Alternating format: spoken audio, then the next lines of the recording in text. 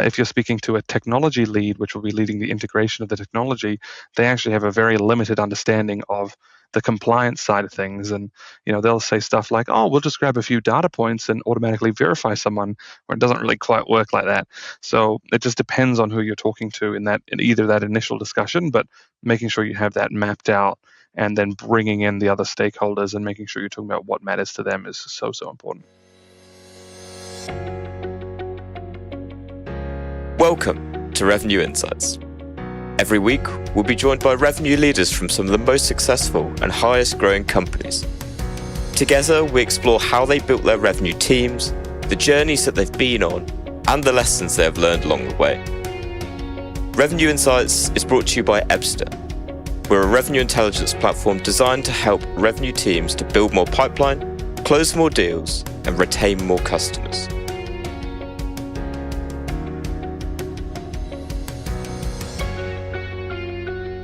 Hello there, and welcome to Revenue Insights. Today's guest is Bion Behdin, Chief Revenue Officer and co-founder of First AML. Bion, it's a pleasure to chat with you today. Great to chat with you, Lee. I'm intrigued to learn a little bit more about First AML. I know you guys are based over in New Zealand and are really growing a lot at the minute. But for everyone listening who hasn't heard or met you guys before, what's your story? Yeah, so just to give you a bit of background about me, I spent a lot of my career in finance and corporate lending, where it was a lot of relationship building and a very relationship sale. And we would win a client, we'd do a big flashy pitch, win a client, and then proceed to put them through one of the most horrendous onboarding experiences of all time. And a big part of that was doing anti-money laundering checks. So making sure these corporations weren't laundering money and making sure that all of their documentation was in order. At the bank, it's a horrendously manual process, and I remember sitting there going, there's got to be a better way to do this. So that's essentially what came at First AML. So about 4 years ago, we decided, hey, let's get out of finance and make that onboarding process easier for what really is some of the most expensive purchases people will make. When you're borrowing $10, $20, $30 million, why is that experience more painful than if you're signing up for Netflix, essentially? So we really decided to focus on corporate KYC, or corporate customer onboarding, for financial institutions, law firms, accounting firms, and real estate, because that's some of the biggest transactions you'll ever do, and the way they currently onboard their customers is subpar. If you've ever had to sell a house or do anything like that, it's quite painful. So we launched the business about 4 years ago. Fast forward to today, we're in sort of 3 countries: New Zealand, Australia, and the United Kingdom. And we've done our Series B round of funding, I think in total we've raised about £23 million of venture. Obviously a lot easier about a year ago than it is now, but luckily we did our Series B about a year ago, so that's good. Amazing. And so I'm guessing the type of customers that you're working with, enterprise size, big companies, long sales cycles. Could you just give a bit of, an overview of the type of companies that you're typically working with, and I guess how you're working with them? Yeah, so we actually work with a lot of venture capital firms, sort of mid-sized, mid-tier banks, and high-end law firms. So it is a very much a relationship sale. A lot of trust needs to be built, because we are doing we're in regulation technology, and they have to be really comfortable with the process we run. And a lot of these companies, this is their first go at a digitization of this sort of process. So there has to be a lot of trust built before they'll buy. So yeah, medium to long sales cycles, generally multi-threading, whether it's selling to the technology lead, the compliance lead, and then the chief operating officer usually. So it can get quite complex, but it just depends on the size of the client. And you touched on it there in terms of like multi-threading some of those deals and how it will change like based on the client. Could you give a kind of generic overview of what that process looks like? So is it you're kind of identifying a target account and then working out who the stakeholders are that you want to be speaking with? It's slightly different to that. Yeah, no, that's a really good sort of description of that. It's about figuring out who the right stakeholders are and sort of what their biases are. So when you're talking to a head of compliance, generally they're the one that set up the original process. So they're not that happy when you tell them, hey, there's a much better way to do things.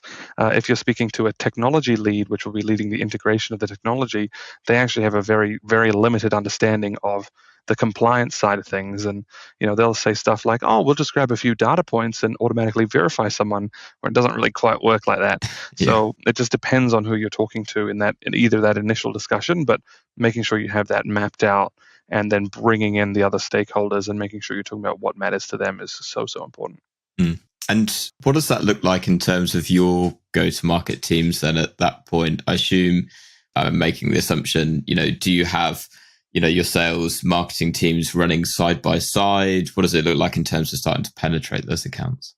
Yeah, so we multi-threaded via obviously our SDR team, our BDR team, but as well as we do quite a bit of account-based marketing. So mapping out the accounts, understanding sort of who the key stakeholders are is really important. And then it's a sort of multi-pronged approach where depending on sort of the size of the firm, someone like a Deloitte or a PwC, there's just hundreds of stakeholders around different areas and that sort of thing. So basically peppering them with that sort of stuff. But even during the sales cycle, when we know that other people will need to get involved, we have a lot of targeted ads going to people within that firm, even before they've heard about us, because as soon as that conversation comes up, there's a little trigger in the back. Oh yeah, I've heard about them. They're meant to be quite good, aren't they? So getting really, really focused in terms of how you're reaching out to all these multiple parties, whether it's active reaching out or more passive, targeting on ads and things like that. Is there perhaps maybe one tactic or technique that sticks out in your mind that really works in terms of getting a foothold in one of those accounts? In my world, in B2B SaaS, it'd be getting a demo request, right? It comes in high intent, great, off we go. In enterprise, obviously, you can imagine it's quite different. So is there perhaps one thing that really stands out to you to really start to get traction with those accounts? Yeah, so the highest impact sort of close rates we see are when we have stakeholders engaged really, really early on. So before we'll book in that meeting, the SDR does a lot of qualification in terms of who is the person that's booked that meeting in, and then make sure they get the right stakeholders involved in that initial conversation. Now, obviously, that's easier said than done. A lot of times people will be like, hey, no, you just need to talk to me first. But when we say, hey, look, like if we loop in your COO and you really like the product, then hey, we can move this a lot faster for you, Mr. Compliance Lead, who has been really struggling, with this. So yeah, that's what we're training our SDRs to do a lot more of. It's hey, when you're qualifying an inbound lead, actually really dig into who they are, what's important to them, and then who else can they bring along to that initial demo. So yeah, there's a lot of work that goes into that, even when an inbound lead comes in. Is that quite a bespoke approach, or are there ways that you can almost template it, if you see what I mean? So are there ways that you can basically report on that, and so you can actually see, these are the types of personas to typically get involved, for example? Yeah, so they're pretty templated across certain organization types. Now, the financial sector is just a massive beast, and depending if you're talking to a VC firm, a private equity firm, a bank, that can get very convoluted in terms of who needs to be involved. But something like a law firm, an accounting practice, they often run in very similar sort of veins. So being like, hey, have you thought about getting the COO involved or this person involved is a very, very easy conversation to have, and our SDRs are templated on that to try and bring those people into the conversation early. Just gonna throw this one out there. Is there in your mind an ideal number of stakeholders that you'd want your perhaps SDRs, AEs to have well engaged at a target account? Yeah, so again, it depends on the size of the account, but ideally 3. So we generally see as like 3 are the decision makers. When things need to get signed off at board level, having those people within the room making that decision makes things a lot easier, right? So the more people we can get across, I always tell the AEs, they're like, oh, we have to do another demo. We have to do another demo. I'm like, great. The more demos you do, I think it's after like 2 or 3 demos, your win rate skyrockets to over 75%. So the more you're interacting with that client, the more time you're spending with them, the higher likelihood that you're going to close the deal. And when these are sort of 50 to 100,000 pound accounts, that is, that you want to be spending that time, and you want to be taking care of them and taking them through the process. Absolutely. You mentioned at the beginning of our chat about raising your Series B, was it 23 million in funding? And obviously, you guys started 4 years ago. It's a pretty almost astronomical growth, right? Certainly going in that direction. So how has the revenue team grown in, let's say, in the last 12 months of time with that funding coming in, and how has it changed? Oh yeah, I mean, I can tell you a million things that we should have done better. But I mean, the revenue team basically doubled. So about in April is actually when we launched in the UK. We now already have nearly over 100 clients. So it's been pretty rapid growth. But really, when we launched, it was a massive spray and pray approach. It was, hey, let's find out what ICP is and what sticks. So you could see the win rate was just horrendous when we first launched, because we didn't know, what sectors would really, feel the pain in this market. So that was interesting. So I guess those early reps we call what I call Renaissance reps, and they have a very different persona than reps you hire into a new market after 12, 18, 24 months. Those Renaissance reps are ones that are sort of happy to just go flying to the wall. They're not actually that good at sort of doing the go-to-market motions on the qualification and all that sort of stuff. But what they are willing to do is just give it a go and talk to as many people as possible and figure out what works and what doesn't.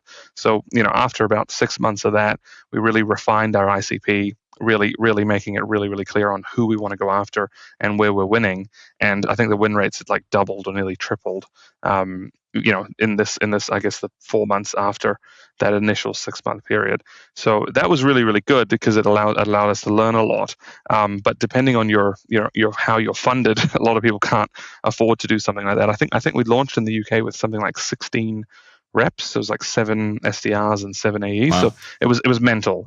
And they all, I had to hire them all remotely, and they all started on the same day. Do not recommend doing that unless you're very well funded, because sales team, they drain a lot of money. Yeah. Well, yeah, I can imagine it was kind of like carnage to begin with. Now, you mentioned there's a million things that you think you could have done better. Now, we probably don't have time to go through all 1 million of them. But what would be the one that sits at the top of your mind of, damn, I really wish I'd done that? Yeah. So I definitely having more resource in revenue operations before scaling up account executives and SDRs is just like the number one thing. If I could do the whole business again, my first hire in sales would be revenue operations. And I can't stress that enough for any sort of first time founders and that sort of thing. Having that good base, and then you doing the founder sales, which we did to sort of 2-3 million revenue. Having that revenue operations person there, setting all that up properly, so then when you do need to turn on the taps, you can scale very very quickly. So when we doubled the size of the sales team, we didn't have enough sort of revenue operations resource. And we spent 6 months basically playing catch up until where we could actually see all the data and go, oh, okay, wow, we need to fix this, and this. So yeah, that is like the number one thing that I would do differently for sure. I love that. And could you perhaps give maybe a few examples of specifically now you've got it set up, the value, I guess, that you're getting back from it? What was it specifically that they came in and did? I'm assuming you've got RevOps now, right? Yes. What they've been able to come in and do that's really changed things for you. Really simple stuff. So simple stuff like each AE having their own dashboard, right? And with I drew up all the metrics that I wanted everyone to focus on, because this is their own business. That's how they need to be treating it. So seeing where they're spending their time in terms of activities, seeing what their win rate is, seeing where they rank amongst their peers. All of that sort of stuff is so important for a rep to realize, hey, am I doing well? Where do I need to improve? it's all very mechanical in terms of, hey, I'm spending too much time doing this. I need to be spending more activity on the top of funnel, and it's really really easy to, it's really simple stuff to see, but unless you have that set up properly, it gets lost in the weeds. People think they're doing a lot better than they are. That, oh, I closed 3 deals. It's like, yeah, but we fed you 20 opportunities, so maybe you should have closed 6. So just those simple things, visibility, I guess, is how I would sum that up. It's so important, and that was a big change for us. How do you, once you've, something that always comes up is, you got the data, now you're getting the insights through. How do you then take that and start to weave it into the sales process? In my experience, it's not enough to be like, here you go, Mr. or Mrs. A, here's your dashboard, and having the knowledge of how to interpret it. Some do, to be fair, but in your world at First AML, how do you go about actually taking that insight and build it into what you're doing on a day-to-day basis? Yeah, so it informs a lot of our sort of our behaviors in terms of how we set things up. I think we have to remember that salespeople will always do the easiest thing, because look, that's just how they're wired, and I don't think there's anything wrong with that. So you have to set up your incentive schemes and incentive structures to reward them enough so that they do the things that are, I guess, harder, because that's what you need them to do. So things like for our SDRs, giving them, we were seeing them a lot of leads come in, but they weren't high quality. So actually, well, we're going to change it to sales accepted leads. So what you're going to get paid on now is when AEs accept your lead, that's when you'll get paid. Immediately, you see high quality deals come in, and you can actually see the win rate improving. We're telling AEs, hey, you need to have a win rate of X, or this is where you need to hover. So they get a lot harder on things they accept from the SDRs. So all of a sudden, just those small changes, and you can see win rates go up by 2, 3, 4%. And when you're talking about the deal values that we're talking about here, that's hundreds of thousands of pounds overnight in change.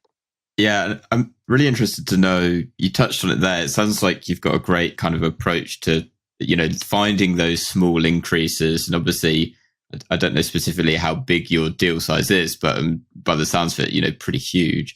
Could you perhaps give a bit of insight into maybe one or two other factors that you've found that have helped you, those marginal gains to improve your win rates and shorten the sales cycles? So it's really simple stuff. Like at the end of the first meeting, having that next meeting booked in. So you can't actually move a deal through the funnel now unless there is that next meeting date booked in. So really easy things like that actually improve win rate significantly. We use a sales methodology called STRONGMAN for qualification of deals. It's one of those ones like Spin or anything like that. STRONGMAN's a bit more intense in terms of finding holes in your transactions. Like, is there a timeline in place? Do you have buy-in from the right stakeholders? And it allows them to then look at their deals and assess, hey, have I answered these questions? If not, then I'm not actually being that realistic on when this will close. So we look at close dates, for example, as a major factor. Like, hey, if you're pushing transactions out when you said they're going to close this month, that's a really big problem. Something that I'm really interested to know a bit more about, you mentioned Strongman there and the use of deal qualification. I'm curious to know, there's a lot of talk right now about deal qualification, and so often it's, how do we get our teams to actually adopt it? So what has that process been like for you guys in terms of, going down the route of this is what we're going to do? How did you actually get your teams to pick up and use it? Is it still an ongoing challenge? It's always an ongoing challenge. So with anything like this, it's reinforcement. Like every week, we're talking about the same thing over and over again until it's drilled into people. Like the Monday morning sales meeting is the same language as the Friday afternoon forecast. And then the same language in your one-on-ones. We actually have these meetings where we you have to bring a deal to the meeting, and you have to bring your strongman qualification criteria. And it's my favorite thing to do is to tear it to shreds. So I don't always join those meetings, but when I do, everyone knows that, hey, I need to have this stuff down pat, because we see it working, right? Like this stuff works because it allows you to understand your deal so much more. And to me, like if people say that, hey, this is going to close, that's great, but I need to know when, right? Like we forecast on a monthly basis. We've got monthly targets. If something closes 2 months later, that's as good as you opening a new opportunity, right? Like if you said it was going to close this month and it closes 2 months later, that's actually not good enough, especially in the environment that we're in now. So making the sales reps more realistic on their deals is something this qualification criteria stuff is really, really good for. It's definitely the reinforcement side to it. And so often I find with initiatives that you want to run, it helps being able to like demonstrate the impact and the value of it. So in your kind of with your RevOps people, your team there, have you been able to crack that nut yet in terms of being able to demonstrably show, when you use STRONGMAN, this is the impact that it's having on your deals? Yeah, I mean, absolutely. We had one that was like £120,000 account, and you could see the whole process was run really, really slick. So we do a lot of deal postmortems, so either on won deals or lost deals, and we talk about, hey, this is what worked well, this is what didn't. So when a rep closes a really large opportunity, or even when a rep loses a very large opportunity, we will do a postmortem in front of the team and actually talk through, what we did at each stage of that transaction, which is really, really valuable.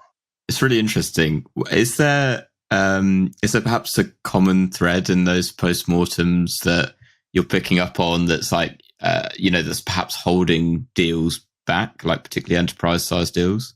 Yeah, definitely stuff around like contract negotiation. When someone's like, "Oh, they give me the verbal yes," that we actually have a stage in our pipeline called contracting, because that becomes such a pivotal part of an enterprise sale in terms of, hey, like, are they going to be able to agree to these terms? Are we going to be able to agree to some? We get we send them a terms of engagement, and they're like, "Oh, actually, we have our own terms of engagement that we make suppliers sign," and we're just sitting there scratching our heads, going, what the hell? What do you mean you've got your own one?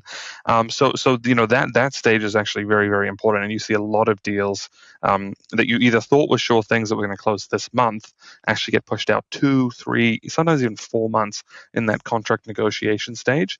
And until that contract is actually agreed on, the win percentage isn't higher than sort of 70%. So even though the whole stakeholders have agreed to anything, we actually have that stage at only at a 70% sort of commit win rate, because there's just so much that can happen in that process in an enterprise sale. So, I think I'm not going to call anyone of my AEs out, but we had one that, the other day said, hey, this is going to close before the end of the month. Their lawyer's just reviewing it. And I was like, that's not going to close at the end of the month. That's just not going to happen. Right? Like, come on, mate. You know this. Like, it's going to be a week with their lawyer, a week with our lawyer, until we align. This is probably an end of Feb close. So that sort of stuff is, the more you do it, the more you understand, and that's what you really need to drill into the reps. Yeah, deal slipping, I think, is forever going to be a real challenge, right? I'm curious to know, and I don't know specifically how long your sales cycle is, but do you have, an idea in your head, say it's, for example, like 150 days or something like that.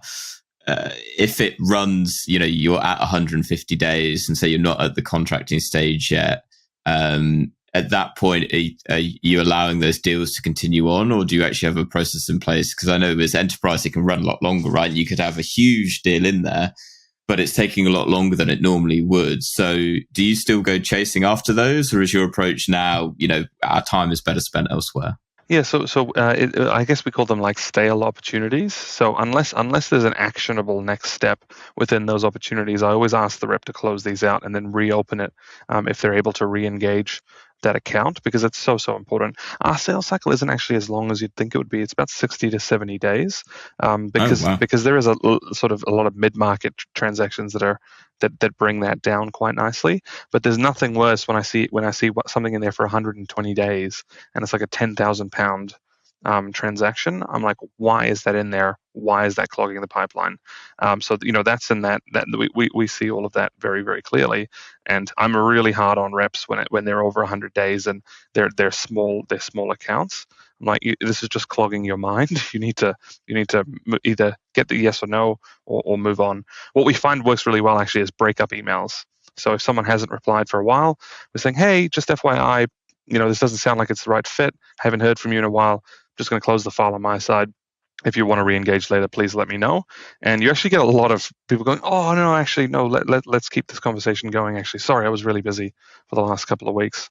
So little things like that actually move deals along really well. I'm really interested to know, how does this, it sounds like you've got a lot of good process in place. What is the knock-on effect then on your forecast? Because it sounds like you've got a good handle on, we have a good handle on when deals are going to close, whether it's actually going to land at the end of the quarter or not.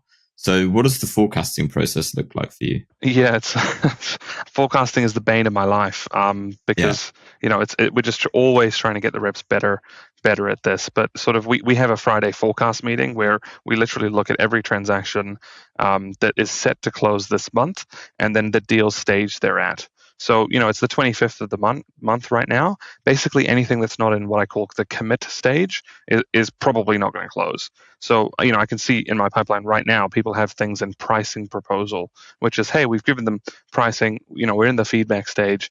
And I'm like, guys, that's not going to close before the end of this month. So depending on the deal stage and the time in the month, we get really hard on that. It's a Friday afternoon thing. We have a beer or wine, and then we go through the forecast, and we're always like, hey, what is the next step with this deal? Did they say they're going to sign before the end of this month? Do we have a sharp sort of anything in place for them to get, what's their incentive to close before the end of the month? But this happens every Friday. We all sit down in a room and go, what are we working on for the end of the month? What are we working on for next month? What is realistic? What isn't? And it's still not perfect, but we're getting there. No one's perfect. And if you do crack it, please let me know. We'll get you back on the podcast to talk about it. All right. A penultimate question. What is a challenge that you're working on right now that you're perhaps still struggling to solve? What's the biggest pain in your world right now that you're still not able to get over, other than forecasting? Yeah, so it's quite interesting. For us, it's skyrocketing that win rate. Like we're getting to a point where it's like, hey, if we did a few things slightly differently, the knock-on effect of that is like 20 or 30% more revenue. So we're super focused on things like AE attainment at the moment, and that's probably my biggest issue I'm having. I've got some people that are significantly overperforming, and then I'm trying to figure out how do we get everyone up to that. AE attainment, I think, is probably the number one thing, in my opinion, that every chief revenue officer needs to focus on for the next 12 to 24 months. There's no point adding more staff if your AE attainment is below like 65 or 70%, because then you're just throwing more money at something that you're just not going to be able to solve like that. If you've got limited resource, the number one thing you need to be able to do is either, whatever threshold you set it at, we set it at 70% across the board is where we want to be. So people under that probably need to move on. And then, people around that, they're okay performers. And then people who are at 100% or 150% or something like that are the ones we want to incentivize and keep. So if we're 50% AE attainment, there's no point hiring 2 more AEs. That is just not going to solve your problem. You've got a fundamental problem there, so you have to get that attainment up. Whereas historically, people would just you just hire more AEs, because of funding environment. But that's dramatically changed now. So getting really efficient in that metric is probably our biggest challenge. But I think everyone's in that boat. Yeah. Do you know kind of what the root causes of that are for you guys? In terms of in terms of attainment rate, it's a mix of things. A bit of inexperience, so you have to really blend. You have to get the team blend right. Over the last sort of 18 months, the sales tech salaries have skyrocketed. So you need to if you're trying to do things on a budget, maybe you hire an ex SDR and you bring them in. To be honest, a lot of salespeople have only been in roles sort of 6 months, and then they've quite quickly gotten promoted and promoted again. So actually finding and retaining good talent is very, very difficult. So I think that's probably the main cause of things. So it's like, historically, even a couple of years ago, you'd get someone in, they were at a SaaS company for 3 years, they were at attainment, you've had to incentivize them to move them over. Great, that's a good hire. Whereas now it's like everyone's CV is like 6 months here, 6 months there, and I'm like, how can you be at quota if you've only been in an organization 6-7 months? But they just, they seem to be jumping, and then they've got 2 other offers on the table. So judging their quality is getting harder and harder. But I think that's starting to change again now, which is really good for revenue leaders. But getting that right mix of up and coming talent and then experienced talent is really, really good. I think probably the best thing we did was hire a couple of people from Experian, which is a big data company, and they put them through the absolute ringer in terms of methodology and training and that sort of thing. So being able to incorporate some of that, obviously a lot of that is we don't want to incorporate because it's sort of a bit barbaric these days. But then some of that stuff is very, very good. So we take the good stuff from other organizations when we can as well. Awesome. All right, Bion, last question. To other revenue leaders, what would be one book that you would recommend to them? Yeah, so I'm not going to say that the normal sort of SaaS books and that sort of stuff. I think everyone has access to that sort of thing. One that I read recently, which I highly recommend to anyone in this space, is a book called Barbarians at the Gate, and that's about the leverage buyout stuff happening in the 80s and early 90s, corporate greed, that sort of thing, and basically the fall of the largest corporation in the world, which was done over a crazy leverage buyout. So that's really good. I think history has a lot to teach us about the present and the future. So I highly recommend that to anyone. I love that recommendation. Great shout. You teed me up when we were talking kind of pre-show that it was going to be a good one, and you didn't disappoint. Oh, that's great. It's also in movie form if anyone does want to skip the book. Yeah, come on, the book's always better than the movie, much right? better, much better. Yeah. All right, Bion, it's been an absolute pleasure to chat to you and learn a little bit more about your world. For anyone listening that wants to connect with you, learn a little bit more, where can they find you? Yeah, so just on LinkedIn, you can't miss me. There's not that many Bion Behdins, so yeah, LinkedIn's probably the easiest way, or firstml.com. Feel free to book a demo. Maybe I'll be on it. I tend to, still jump on a few, so those are probably the easiest ways.